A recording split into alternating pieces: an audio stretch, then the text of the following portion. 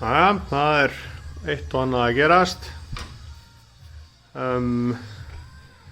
Hér allt komið framan af. Trissurnar hérna niðri. Fékk lánaðan öflugan loftlykil sem náði boltanum vel af. En það þurfti öflugan lykil, sko. Ég á einn sem var ekki að gera það. Svo var það bara afdráttarkló. Stór og mikil afdráttarkló. Þetta eru stór hjól. Þetta aftara hjólið með kýlsporinu og það var djöfulli fast, sko. En hafðist allt saman. Ég setti klemmuna vel á þetta og bankaði svo aðeins á það og þá byrjaði örlítið að koma og svo var það bara að herða á. Svo eru hérna. Þetta eru hjólin sem eru framan á. Þau eru fest með þessum 6 litlu boltum hérna. Þannig að það er komið. Svo er ég búinn að losa hérna spísana. Búinn að losa innantengingu á glóðakertin. Ventlalokið er komið af. Og eina sem ég á eftir að losa hérna er ein olíuslanga, slefi frá spísunum og svo er eitthvað skinnirarnir í sennilega olíuþrýstingsskinneri eða vatnshitaskinneri, ekki alveg viss hvort er annarkvort. Það er ekki viss. Hérna er annars eins og hún að sjá töluvert af olíu og töluvert af henni hérna líka. Þannig að það þarf að þrífa þetta allt saman upp og skipta bakdósir. Það er allavega planið. Halda áfram. Þetta er komið aðeins lengra. Þetta er hlífin á bakvið hérna. Bakvið tímarömmina. Hún er komin frá. Þetta er náttúrulega að taka hérna pluggi úr sambandi.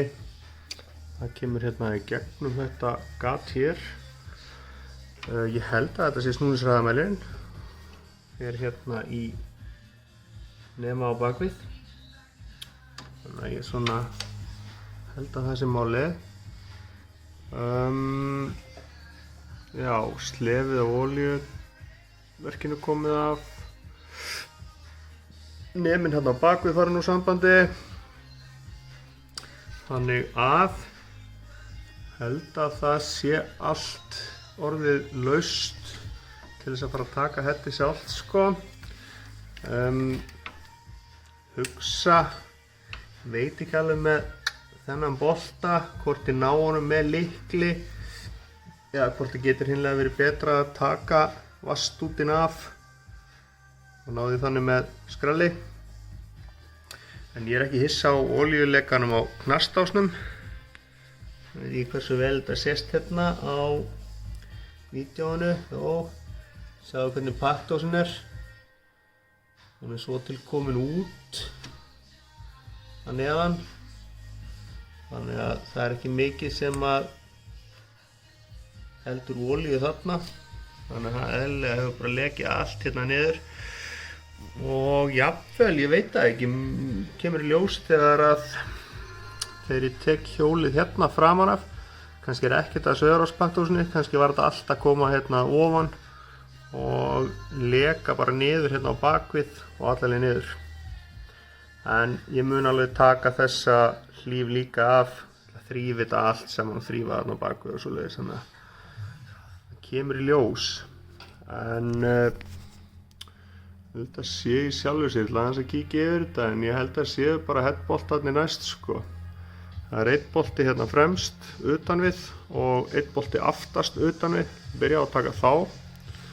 Og svo ætla ég að taka headboltana einn af einum og losa upp headið.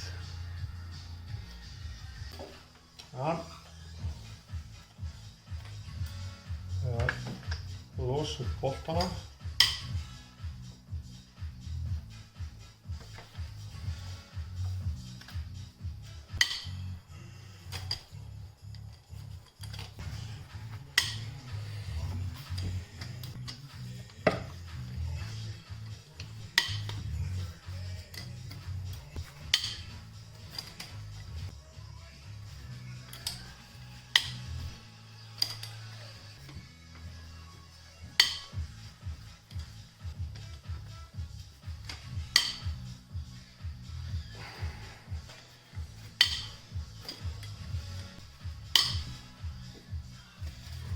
Það eru allir lausir. Ég var búinn að taka þessa 2 utan með áður.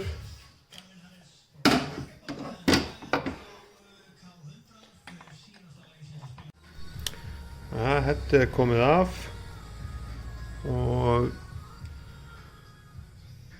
þetta lítur allt bara vel út.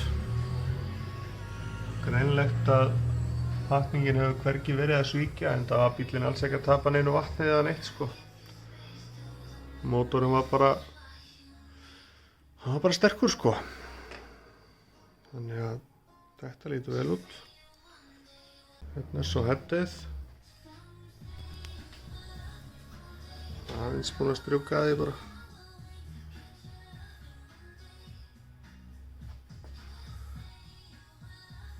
Og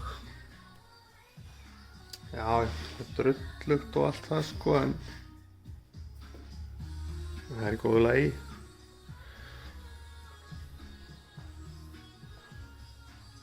Þrífa hérna pakninguna af og já, gera það ready fyrir nýja pakningu.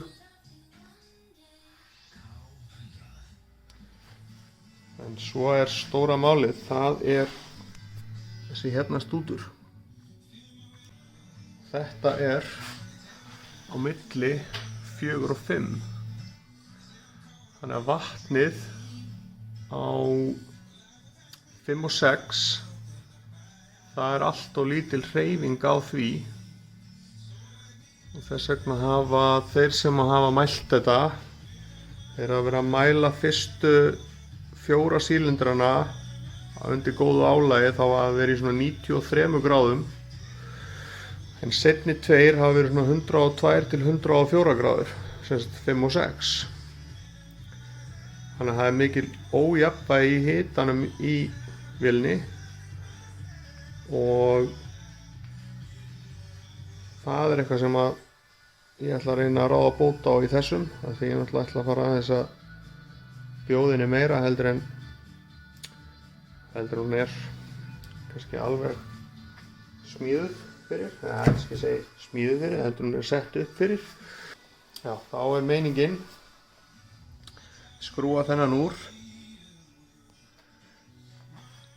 taka stóra frosttappan hérna aftan á, bora hann út og snitta fyrir tommu hné sem að svo fer niður í 3/4. Þá kemur þetta hérna út á hliðinni